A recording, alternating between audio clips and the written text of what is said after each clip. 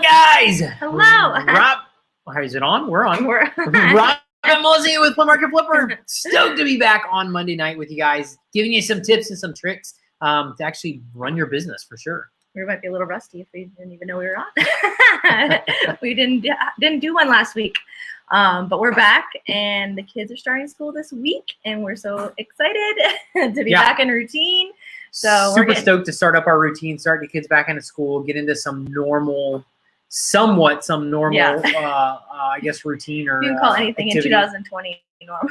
Yeah. So hopefully that stuff goes back to normal, and we're looking forward to doing these on a normal basis now on Monday nights because we'll be around. So yeah. So we were out of town last weekend, and that's why we were unable to do it. But yeah, like I said, we're back and we're in the swing of things. Super stoked. Melissa and I love Mondays. We had a good run this morning. Got some brainstorming in, got some talking in.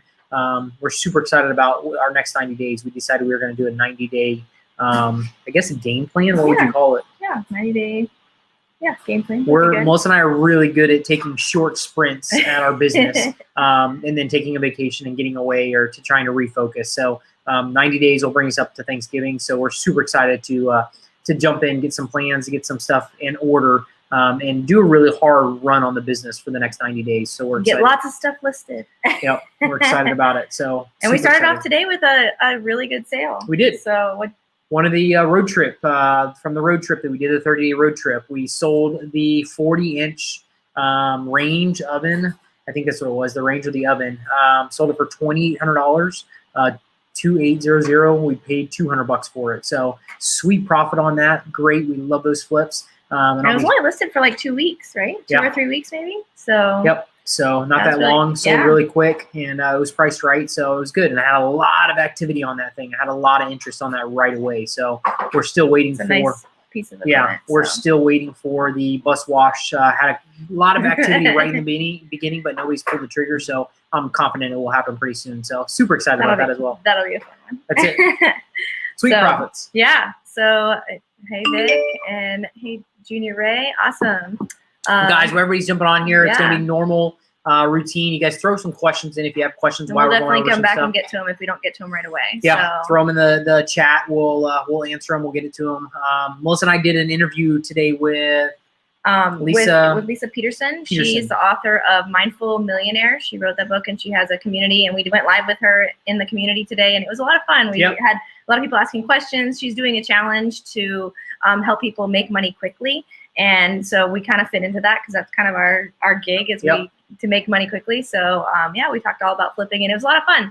So we had a lot of similar questions with our audience. So that's kind of why we wanted to go over some of that stuff tonight. The questions that were coming in basically were where to find items and how to know what items are worth when you do find items. Yeah, so we're going to dive into that a little bit tonight. So yeah. Awesome.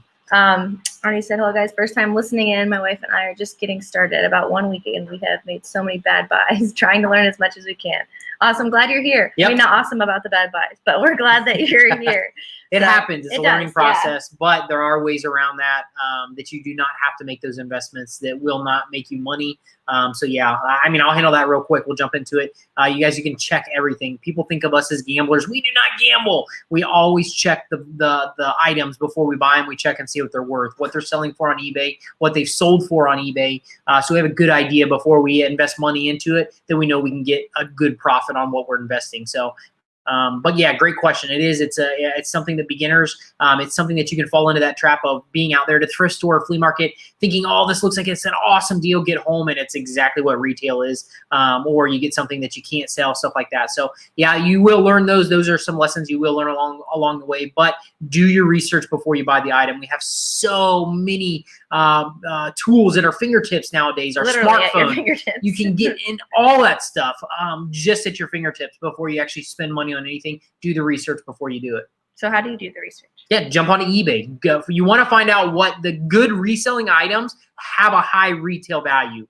So you want to make sure those items are high in retail. You can jump into Google, type the brand names. You want higher brand name items. Yeah, like I said, jump into Google, jump into eBay, look at stuff that is selling for, what prices it's selling for, and check out also what it has sold for. So you have a good idea of what you can sell it for in comparable conditions. So Yeah, sorry, I was just reading through some of these. Yeah. Yeah, that's some similar tips. Like I said, what we wanted to go over tonight, that's what people were asking on this interview that we did earlier today. So yeah, we wanted to jump in and dive into a little bit more of that stuff as well. So, and one thing to note is you used to have to take a little bit more of a gamble because smartphones weren't always around. I don't even know what year they came out, but you did this before when there was no smartphone. He would take a risk, go buy something, go home, look it up on his computer, his desktop, the big square computers that we used to have. And then if it was worth it, if it was a good buy, then awesome. If not, then you kind of either stuck with it, you break even, or whatever. It's a learning process. You learned stuff. So you made the investment, and it was a bad investment or it was a good investment. But now you can look up so much stuff. And one thing that he does too, even at the flea market, is he'll go and he'll see something, might be interested, and then he'll go walk around a little bit and then looking up what it is, and then come back if you think, okay, it's worth it. So I don't know if you wanted to. No, for sure. That's like I said, you always want to do the research before you actually jump into stuff, buy stuff, invest into stuff. You want to do the research before you put the money out, just so you know what you have a great idea of what you're going to be able to sell it for. And one thing to note too, like if we kind of know we can get about 50% of retail. Sometimes it's a little more, sometimes it's a little less, but of a used item, we can usually get around 50% retail, depending on the condition of the item, obviously. But so if it's something that's selling retail for $500, maybe we can get $250. So if we see it at the flea market for $20, then okay, that's a good buy. So, but if we see it, on for $100 at the flea market, maybe not so much. Facebook, it's not the profit's not there, so it's not worth it to us. So for sure, cool. Sheila from Iowa. Hi, Sheila. Renee, watching us putting the grandbabies to bed. Hey, Renee. Any tips about lifting heavy items? Just me and my wife picking up things, and I don't want to kill her. Yeah, definitely. I mean, we use a dolly. You can move stuff around with a dolly. A lot of the times, if you're doing that, that's how I would recommend you doing it. Putting it on the dolly, tipping it back, putting a strap around it, tipping it back yourself, trying to do that, and then actually setting it onto the pallet. If you're doing freight, if you're doing heavier stuff, setting it directly onto the pallet from the dolly, so you're not actually picking stuff up. If that's what you're talking about. I don't pick a lot of stuff up with you at all. And every once in a while, if I'm at the house and I need to move something out of the truck. It's more like guiding something onto a dolly. Yeah. It's not like picking something up. Yeah, definitely use your tools. They have tools. They even have pallet jack, right? Electric. They have pallet jacks, but you don't have to get into that stuff. They have electric pallets that'll lift it truck height or even higher than that. You can pick a pallet up and put it in the back of your truck. So they have all kinds of tools, but if you do not want to go out, most people have dollies. They have hand trucks. If you don't, that's a very cheap investment. And if you're moving heavy stuff, I'd recommend you doing that anyway. So that's a very cheap way to get into being able to move some heavier stuff. So cool. Great question. What do we look for when we're looking for items? Yeah, definitely. And this is where we teach people in Flipper University. The first thing you want to do is stick with the stuff that you're interested in, the stuff that you have hobbies, or your profession, whatever that is. That's where you want to start out looking for items to flip. That's the easiest because you might have the most knowledge about that stuff right away. You might know the most about whatever your hobbies are, what you enjoy. If you can try to look for that kind of stuff to flip, that's where you're going to have an edge on other people because you have the knowledge of that. And then as you start getting better at that, you might see something out in your travels that might look expensive. So you want to see what the retail on that is. Maybe you're out and you find a cooktop or an oven that looks really expensive. So you plug it into eBay, you plug it into Google, you see what it's worth, and you just start building your library in your head of what these items are, what brand names are really expensive. You just start getting experience by doing it, by being out there, being consistent, and getting into it for sure. But starting with 2 to 3 categories of items is the best way to get started. Then you're not overwhelmed because there are so many things out there that can make money. But if you're just overwhelmed by everything and you don't know where to start, you're not going to start. So finding that niche for yourself, or two to three categories, is definitely helpful to get started. Like one example is we never knew how much kid stuff, baby stuff is expensive. Like baby and kid stuff, until we started having kids, we had no idea. We never flipped strollers before. We had no idea. And now strollers are one of my favorite things because if it's a high-end brand name, They're expensive. Like, almost $1,000. Some of these strollers. Like, who pays $1,000 for a stroller? Yeah. But then we can make a couple $100 on them. So, but yeah, there's a ton of different things like that. And that was just a phase in our life that we were in. So if you know a hobby, like horseback riding was my hobby. So I know like what kind of equipment, what brand names of those, that equipment sells for more. So and that's just different things. And that comes easy because you know it and you can see it. So yeah. Like I said, the greatest place to start is your hobbies or your profession. Maybe you're a mechanic and you know tools. Yeah. Maybe you're a hairstylist and you know flat irons, blow dryers, and that kind of stuff that you can look on Facebook Marketplace. You can look at the local flea markets. You can look all over those places. So those are the best places to start for items if you're new to flipping. That's the best place to start. And then just reach out, branch out, scroll through Facebook Marketplace, scroll through OfferUp. And just look at for stuff that looks like it's a high dollar, looks like something expensive, and then do the research. And like I said, you just start building that knowledge. You build that library in your head. For the next time it comes around, you have a better idea of what it's worth. And it might not be worth anything. And you're like, oh, okay, that's a piece of exercise equipment. Looks expensive, but it's not. It's only retails for $129. So something that I don't want to really mess with. You want more higher end stuff. You're going to make more money on that stuff. Yeah. So, and that's one thing we talked about today earlier in that that group was brand, like in every category, brand names are really, really important. So in any category that you sell, it's got to be the higher end brand name. Like you can do really well in almost any kind of item if you have the higher end brand name of the item and not like the cheaper knockoff. So because those typically you can usually find them easier, but they're typically not worth as much at all. So but brands are everything for sure in this business. So anyways, let's see what comes to some questions here. Do you have a niche? What platform do you sell on? Yeah, eBay is 80 to 90% of our sales go on eBay. I'll give you a brief overlook of kind of our business model. We look for items locally, the flea markets, thrift stores, the apps, OfferUp, Let Go, Facebook Marketplace. We look for items in those local markets around us, and then we sell them on eBay. Now, the reason we do that, local markets are limited to your local areas, your towns. If you're in a larger town, you might have anywhere from 40 to 60,000 people looking at that app. That you'll reach in that town. If you jump onto eBay, you have the potential to reach 100 and I think the last time I looked, it was like 181 million registered users, not only in the U.S., all over the world. So you have a better chance. It's just a better chance. Exactly. More people are looking for that item, the more amount of people you have looking, period. So that's our business model, and we stick to higher stuff. We don't really have a niche that we use that we're really good at. I just look for expensive brand name stuff. There's not one thing that I can say that, yeah, that's what we specialize in. I just look in expensive stuff. I want to find stuff that has a high retail value that I can find cheap. All of our money is made on the buy. So I look for the items that are cheap. I typically like to invest $25 to $50. Sometimes I'll jump into $200, $300, $400 stuff.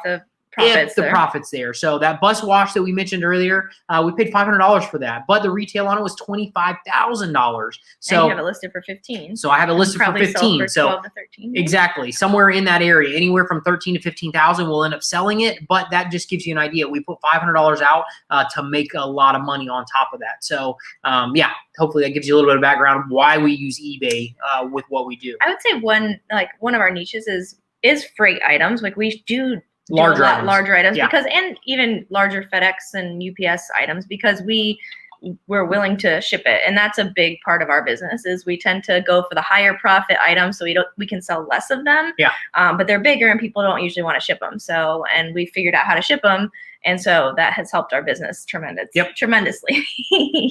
I would say. So you do like the bigger items because the profit's there typically on those items, like commercial exercise equipment, restaurant equipment. That's the kind of stuff that you kind of gravitate towards. Arcade games. Vintage like arcade games. You love those. Yep. All that kind of stuff. But it's just higher. It's higher.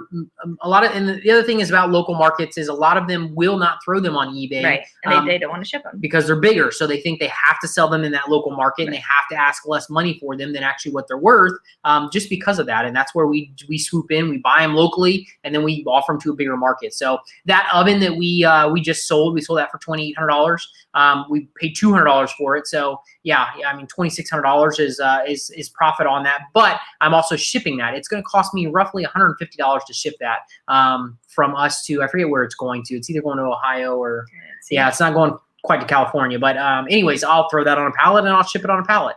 So yeah, that's one of the reasons why we do larger stuff, is because the retail is usually there and people don't know how to get rid of it other than local markets. So yeah, and that guy had it listed for a while too, and he couldn't get it, and that's most people, and that's usually why we can find the deals, is because people can't sell it, and then they cut the price way down, and then we like, okay, we'll ship that.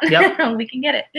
All right, let's see here, Renee. If you cut a pallet down to a smaller size, is there a standard spacing between the two arms on a forklift? There's not. You just want it to be stable. So the forklifts, there are the forks in them at the companies, the freight companies.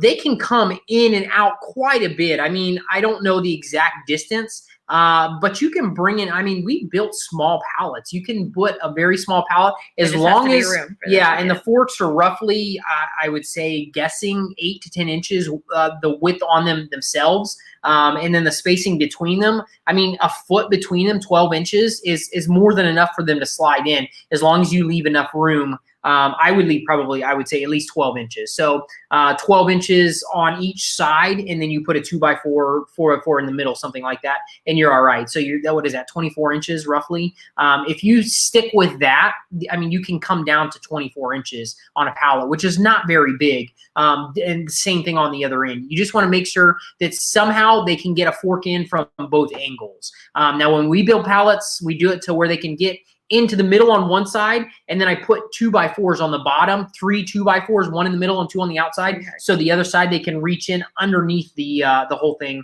to pick it up that way. So yeah, there's not really any rhyme or reason to, how big or small you can make a pallet. It just has to. The other thing is, you don't want the item hanging over the pallet. You definitely want the pallet bigger than the item, because they ram into these things with forklifts. And if something's sticking over the edge, it will bend it, it will dent it. So you want to be careful on that. But freight shipping is really one of the safest ways to ship, like, because nobody ever touches it. Nobody can throw it.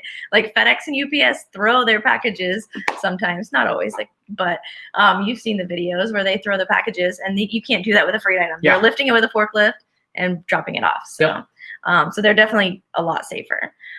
There's an app called Nextdoor that I have saw credible free things on. Yeah, we have to jump on it. Yeah, I'm on it. I don't know if you're on it. I don't use Nextdoor that much. My favorite is Facebook Marketplace and OfferUp. I see it a lot, but we have a lot of stuff to get rid of right now. So we're not looking for more free stuff. But yeah, definitely worth it for sure, because people are always getting rid of stuff that they want to go either donate. And lately, a lot of the thrift stores are not taking donations. They've had so many donations from everybody cleaning out their house. They're being a lot pickier, at least in our area. I've noticed that people have stuff, they don't know what to do with it, so they put it on Nextdoor or Facebook for free. So yeah, finding free stuff is there's awesome. Stuff out there everywhere for sure. Yeah. So yeah. What else you got? Renee says she has a tack to sell. Yeah. Melissa is very experienced in that. She knows that stuff as well. Yeah, I miss it. It's been a long time. Are you paying the shipping fees on the stove? Yes, I am. I actually did free shipping on that. So like I said, we'll spend about $150 on that. That is not, I mean, it's a 40-inch wide. It'll go on a standard pallet. I'll put the 40-inch wide onto the 48-inch of the pallet. And then the width of it's less than 30 inches. So I have up to 40 inches one way and 48 the other way. So it'll fit on a standard pallet. I will put walls up on that that you can, most likely I will end up creating that. I'll put our sheets of plywood on the outside of that. So yeah, that's how I will do it. And it'll fit on a standard pallet. But like I said, $150 is about what it'll cost me in that area for shipping. Yeah. And that's into the price, because look at that profit from $200 to $2,800. It's definitely in there for us to be able to ship it for free, and people like that. I mean, when we started, we didn't do free freight shipping at all, but now people see, they're gonna send that stove to me. Okay, that's kind of nice. So I think that's a tipping point for some people, because I didn't even get an email from this guy. A lot of people have to email the seller, ask them for a freight quote. It takes time for the seller to go in and plug in a zip code and figure all that stuff out. I know on average, I could ship the stove up to California from Florida, and it cost me about $200 to do that shipment. So that's what kind of I figure. I build it into my price, and yeah, it's worth it for me for the buyer to have, hey, once they jump on there, they look and they're like, all right, this is free shipping. It's going to come right to me. Yeah, I'm going to jump on and do it. I don't have to ask questions. So it's a quicker sale when you do that kind of shipping. So flat rate or free shipping is just a lot quicker. But we didn't start with that. We did flat rate for a long time. So. Yeah. What shipping company do you use to ship huge items? Yeah, we actually have Flipper University is where we actually go into huge details with how to do freight stuff. I don't want to give away all of our secrets. We have a lot of students that pay for our courses. So I can't do that, but I will tell you what I tell a lot of people is start with UShip. UShip is the money. They have changed the industry for freight shipping. So jump onto UShip. Get some quotes on UShip. You have freight companies that are bidding for your actual freight that they want to take it. So you'll have some mom and pop companies. You'll have some big companies, UPS. They're trying to fill their trucks to go to wherever they're going. So you can get a good deal sometimes with them. So start there. Like I said, I don't want to go away. It's taken us years and thousands, tens of thousands of dollars to get where we're at right now because we've shipped with almost every single freight company you can think of.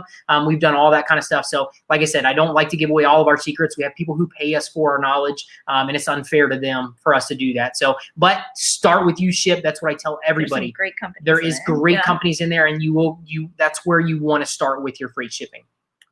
Thanks for your tip on the price reduced category on Facebook Marketplace. I'm getting hits on that saying I'm interested awesome. for X dollars if you can sell. Yeah, that's great. Yeah.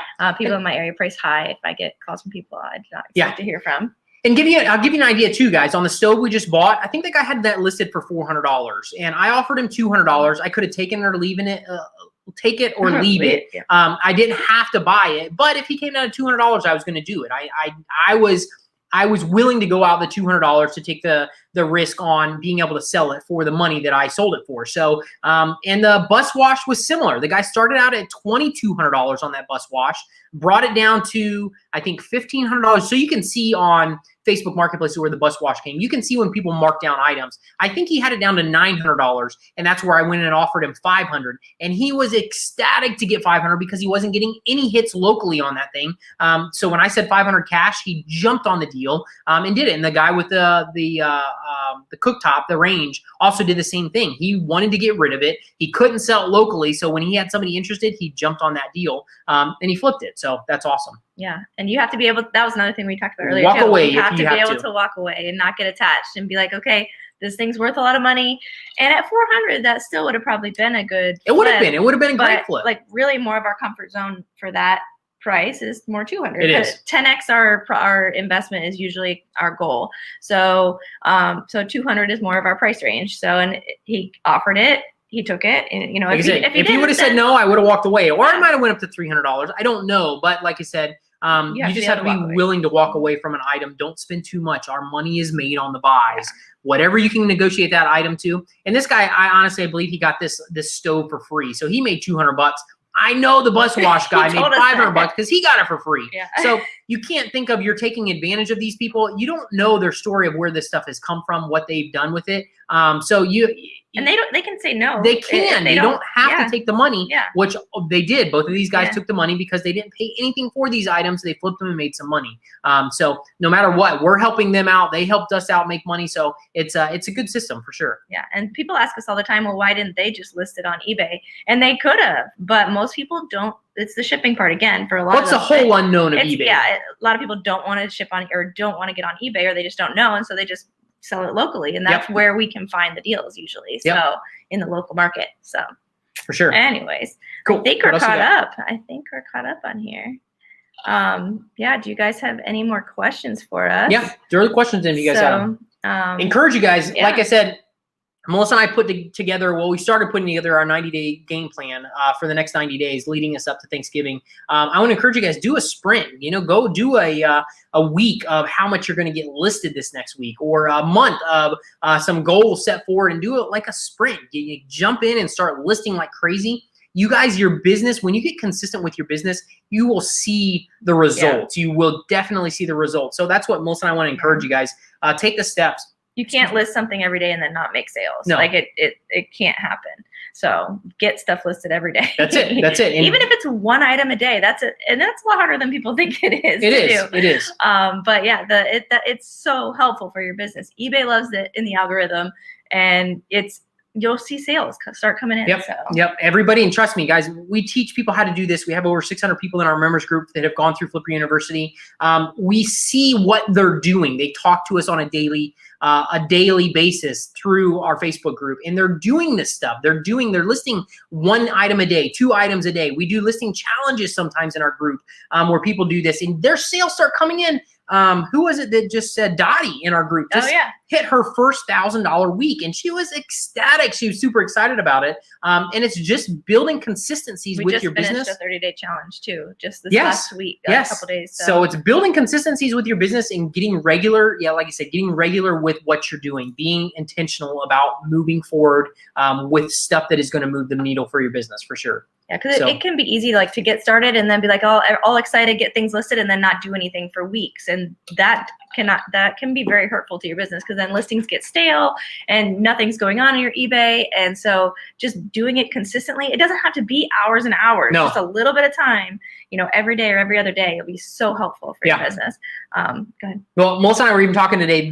This is like one of the best businesses in the world, guys. Especially if you're on here, you have something, you like something about thrifting, you like finding deals. There's no other business. I can go out, walk my street. Melissa and I walk a mile to our downtown area every day.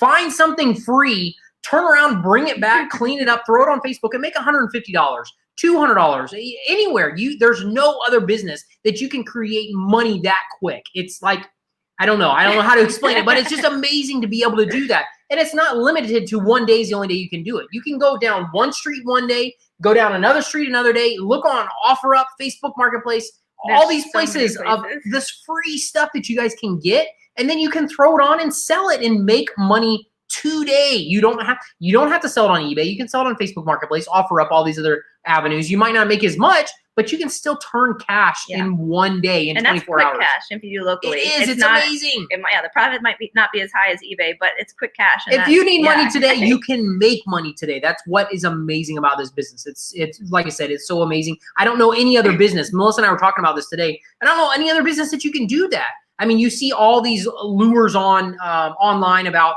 couponers and taking surveys and all this stuff. To do one of these, to pick up an item out of the trash, bring it home, wipe it down, and then list it, you might have less than an hour into making $100, $150 when you find that right item, or even $50.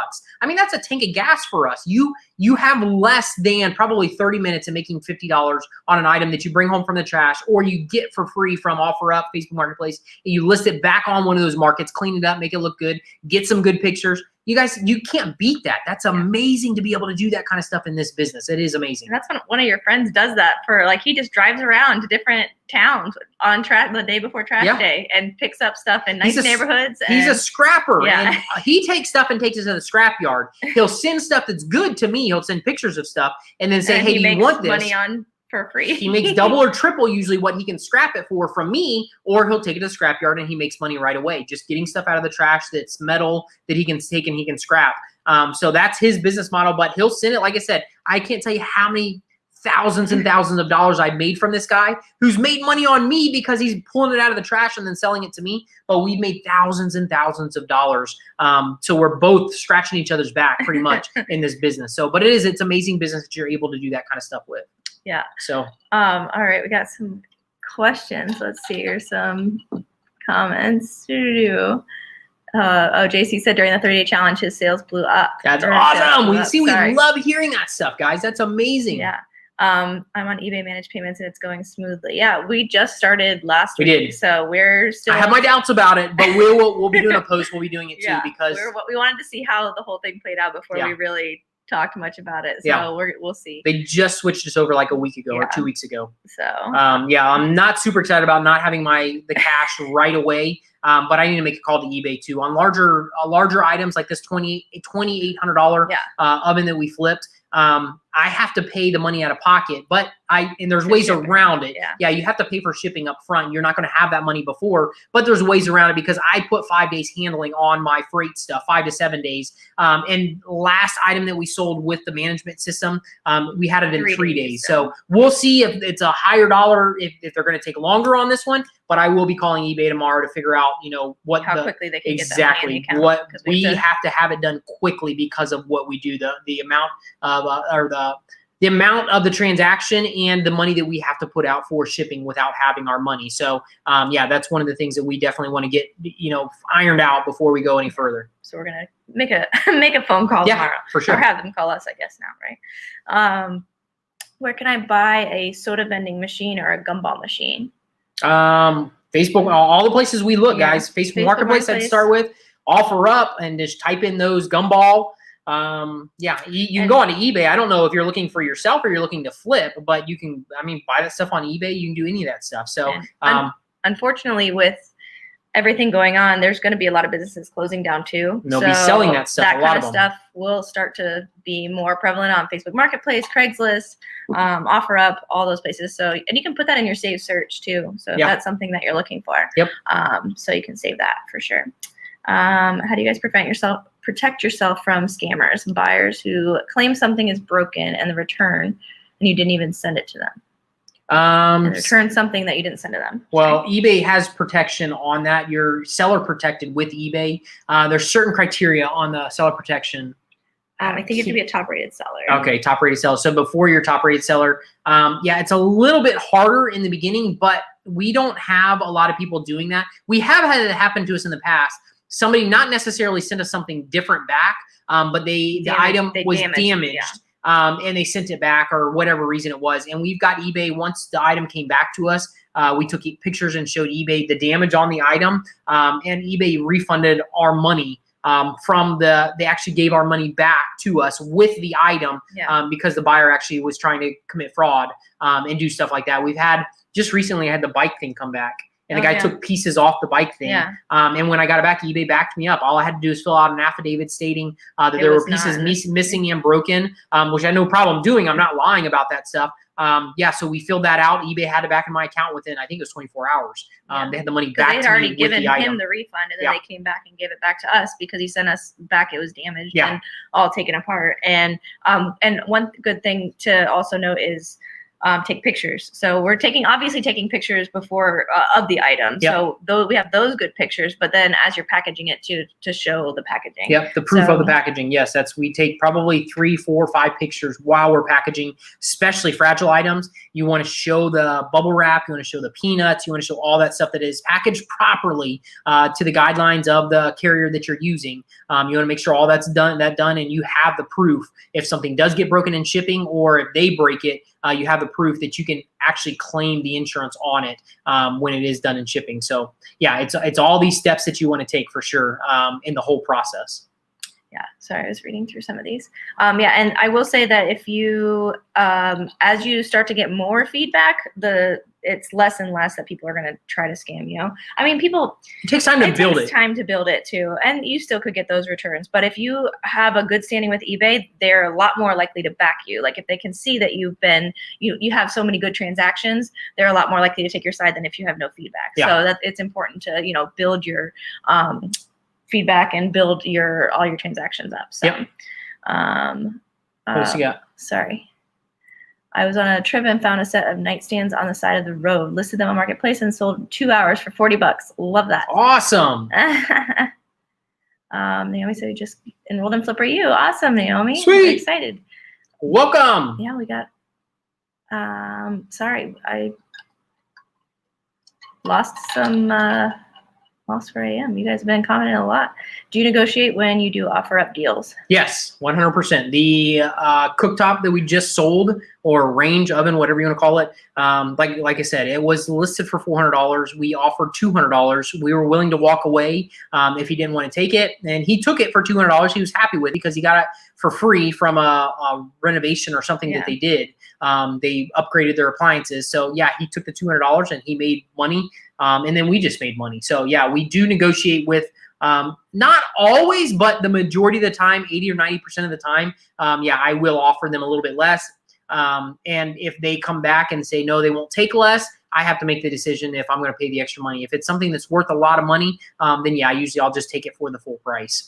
So yeah, but I always try to negotiate, whether I'm in person, offer up, Facebook Marketplace. And some people write me back and say, no, I'm not taking any less for it. And I say, okay, well, can I come look at it if it's something that I really want? Or I walk away and I just don't say anything if I'm willing to walk away from it if I have to. So, and negotiations on OfferUp are actually kind of easier than in person. Yeah, I mean, for sure. In person, once you learn it, like it's not that hard, but you're just behind text. So if they don't want it and they say no way, then it's not, they don't know you. Always so be, it's not, always be cordial and be polite, with people. Yeah. I never try to disrespect anybody. I tell people, this is all that I really want to spend or have to spend on this item. And they say yes or no. And if they say no, you walk away if you need to, or you come up to what they're asking for it. So, and I've done both. I've walked away and I've come up to the price that people have been asking for because it was a good deal. Yeah. Stevie said Facebook and OfferUp and Craigslist, no good. Well, yeah, we use them all. That's where we buy items from. So our favorite places to buy. You might have just jumped on, but that's where we source. My favorite place to source is Facebook Marketplace and OfferUp. That's where I find amazing deals. And then we buy them locally and we throw them on eBay and sell them. So, what do you do when buyers don't leave feedback? Most of the time, there's a couple little things you can do. You can put a little note inside the box. Hey, I'm trying to build my feedback. If you're satisfied with this transaction, please, show me some love, give me some feedback. And if that doesn't work, you can always send them a note after you see the transaction. They receive the item, wait a day or two, and then send them a message through eBay and say, listen, I'm really trying to build my feedback. Was everything okay with the item? If not, please let me know. I'll try to handle it. And if so, please, could you take a couple of seconds and throw me a good review or throw me feedback on the item. And a lot of times people are pretty cool, especially if you don't have a lot of feedback. They understand that and they'll actually give you feedback. So people are pretty cool about that stuff. Nowadays, you don't have to wait for an email to come in. It gives them a notification on their iPhone or smartphone, whatever it is. It's pretty quick. They see that notification and yeah, they'll pretty much respond back quick. They're just, they'll try to help you if you just reach out and ask them to. Yeah, I think we're caught up. Sweet. Yeah, I think, sorry, I got lost in a couple there, but I think we're caught up. Yeah, so we just wanted to hop on tonight and talk some about what items to look for. Yep. And so one of the biggest things is brand names. Look for brand names. Higher dollar retail. Brand names usually bring higher retail value. So it has a higher retail value. That the higher the item is, the more money you can ask for it. So that a lot of our flips, we don't go in and look for exercise equipment that is retailing for $150 or $199. We go a lot higher. We're looking for commercial stuff that's in the $2,000, $3,000, $4,000, $5,000 range. And then we know we can get about half of that. Yeah, so, exactly. And that's approximate, but and a lot of times you guys might not believe those commercial items that you can find locally that people cannot get rid of. They can't move the item. They have to get rid of it. You might find something for $100, $200, $300 that's worth $300 to $500. I mean, $3,000 to $5,000, and you can sell it for that on eBay if you're willing to ship it. So yeah, look for those brand names. Those are the ones. That's where you'll make your money. Whether it is clothes, jeans, whatever it is, you just want to be in the brand names because they're worth a lot more money. And check the comps. Check what they're selling for, because if, like you said, the money's made in the buy. So if what you're spending and the profit's not there, then it's not worth to buy it. Yep. So I mean, if you're finding it in the trash, that's a little different. But yeah. But yeah, check what it's selling for, what it's sold for, and you can do all that just from your smartphone. Yeah, it's quick, super quick. Like 5 minutes, you can find out what it retails for, what it's sold for on eBay, and then make the decision: is it worth it? Yeah, for what they're asking. Take a little bit of time if you are sourcing locally. If you're sourcing at a thrift store, yard sale, or flea market, take a little bit of time before you go. Get familiar with the app. Get familiar with eBay. Check out a couple things in your house. A simple human trash can I'm looking at over there. Punch that in and just get the feel for how to navigate eBay, how to look for what it's selling for, find the exact model, look for what it has sold for. Just get familiar with a couple items in your house that you can look at. And then when you're out there, it'll take you a lot less time to plug something in and check it out quick. Typically when I'm in person sourcing, I don't sit there on my phone and look at it. Some people do. A lot of people do that. I don't do that. Everybody stares at their phone. Yeah, it's true. Anyway. I don't do that. I walk away and then I take a mental note or take a picture of the item. I walk away with the brand and the model. I look it up and then I usually walk back in a couple minutes and negotiate it. Oh, excuse me. I negotiate the deal if I need to, or if it's not a good deal, I walk away and I don't mess with it. So, but yeah, that's something to think about when you're sourcing locally in person. So when you're doing it online, it's amazing because you just look it up, you're sitting jump straight from OfferUp or Facebook Marketplace over to eBay or Google, whatever you need to do to find it. And then, you're able to figure out a price before you offer them a price on the item, an offer on the item. And that's how you did all the ones on the road. Yeah, for sure. All OfferUp and Craigslist. Best items to look for in the trash.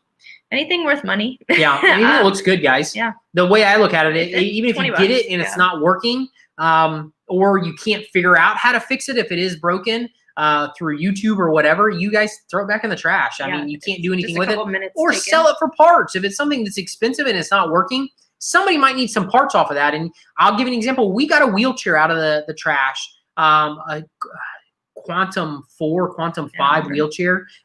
It was sweet. And this guy, I actually went up to the door and asked the guy if I could. It by the trash. He did. He had it out by the road, but I wanted to make sure nobody was coming by and picking it up or anything like that. I went and knocked on the door. He says, yes, we got a new model. That wheelchair was $25,000 when we bought it.